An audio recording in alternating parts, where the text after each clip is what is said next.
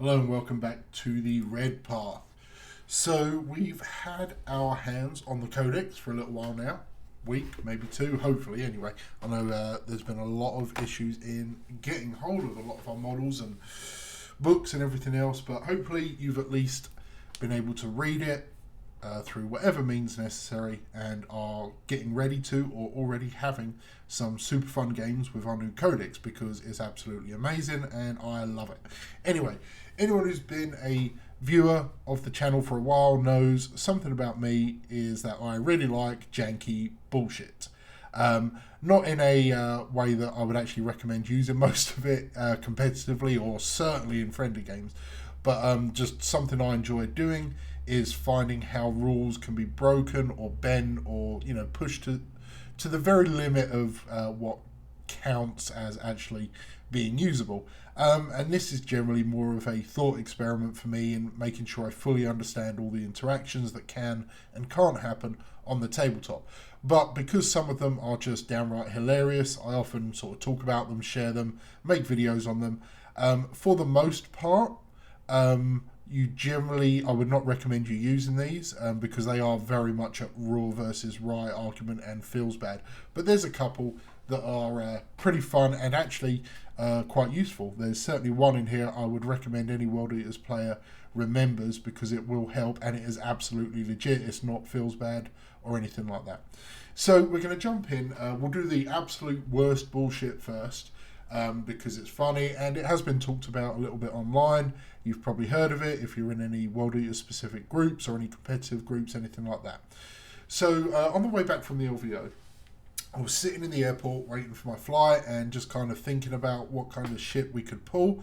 And I happened to realise that you gain up to 2 blood tithe points from a vehicle being destroyed, which, is fine.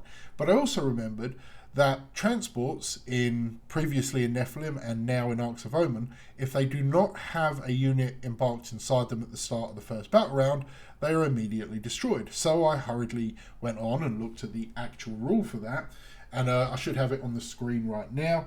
But basically it summarises as this. In the Arks of Omen Grand Tournament mission, each unit from your army with a dedicated transport battlefield role must start the battle with one or more friendly models embarked within it, or it cannot be set up and will count as having been destroyed during the first battle round.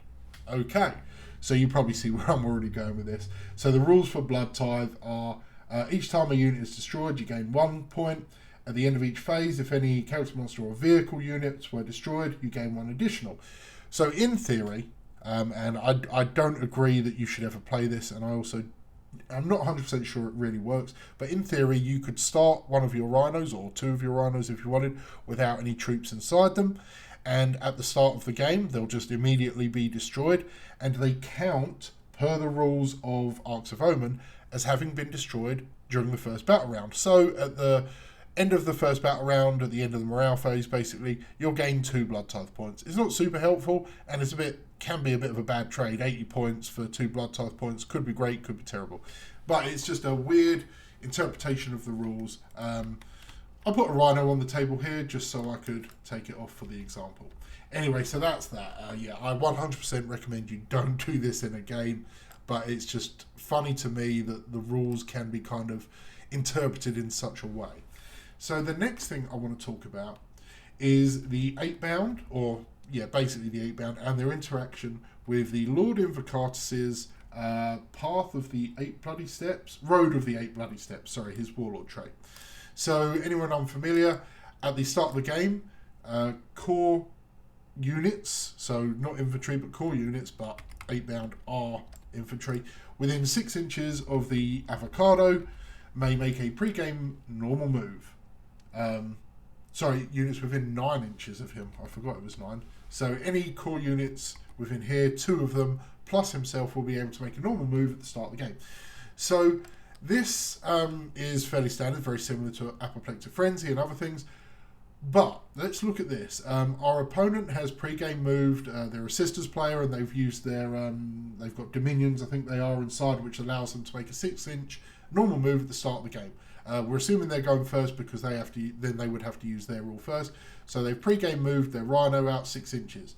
Typically, with Apoplectic Frenzy and every other instance of pre-game moves and infiltrates and things like that, enemy units cannot enter within 9 inches of them. So I've marked out, you can just about see this sort of pale blue line here, a 9-inch aura, basically the anti-deep strike aura, right? The thing is, the Road of the 8 Bloody Steps doesn't include the line that allows you or disallows you from moving within 9. So using the pre-game move now from the avocado, I can move these 8-bound 11 because they seem to get the +2 there as well, which I'm not sure about, but my local TO has ruled it and generally everyone agrees. So anyway, so these 8-bound can actually enter within the 9-inch range of this Rhino, whereas the Rhino cannot. So if I go first, the Rhino is screened out to something like there, still moving a few inches, but not the full, whereas I can enter within it. As long as I, stick to my normal move of 11 inches, 9 + 2 for the Lord Invocatus' ruling. So yeah, it gives you a way to kind of, break the rules. And I don't know, this one really needs an FAQ because it's incredibly possible that GW are like, no, yeah, these guys don't care about those rules. They'll just get as close as they can. They are world eaters after all. Or it might just be an oversight, which, happens all the time. I don't know how they keep letting this stuff slip, but they do. I mean, they reprinted Apoplectic Frenzy 3 times, I believe, and never fully answered the question as if you could use it more than once on a single unit, although I don't think anyone seriously played it like that because it just didn't feel right. Okay, so that was the second thing. Just something that may come up in games. You can break the 9-inch screening rule or whatever that enemy pre-game movers and infiltrators have. At least for now. I would check with TOs though if you're playing in events with it and intend to use it. So the third one is one I absolutely recommend you remember because it's pretty powerful in the 1 in 100 situations where it will come up. So it involves Angron. So obviously Angron has to be your warlord if he is in your army. And I think 99% of the time you do give him his warlord trait, which is the Red Angel. While an enemy unit with the objective secured ability is within 6 inches of this warlord, it loses that ability. Now, okay, everyone thinks that, okay, Angron only counts as one model. You're not really going to flip many objectives. But I don't really care about that. That will obviously matter in a lot of situations. What I care about is secondaries and maybe some other esoteric things that happen. So I've got some Death Guard models here. I've got some Death Shroud, which do have OBSEC currently for the Death Guard, and a Greater Blight Drone here.